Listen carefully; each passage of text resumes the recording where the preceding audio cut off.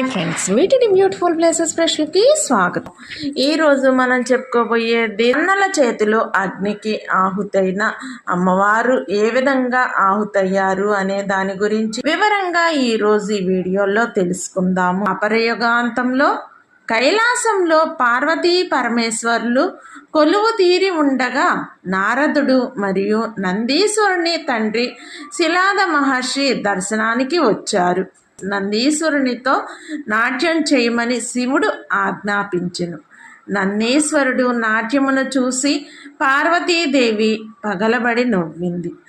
అందుకు కోపంతో శిలాదుడు పార్వతీదేవితో, తల్లి, ఎందుకు నా పుత్రుడు నాట్యం చూసి హేళన చేయుచున్నారని ప్రశ్నించగా, దానికి బదులుగా పార్వతి లయబద్ధం లేని నాట్యము, వింత రూపంతో చేసే నాట్యం చూసి నవ్వు వచ్చిందని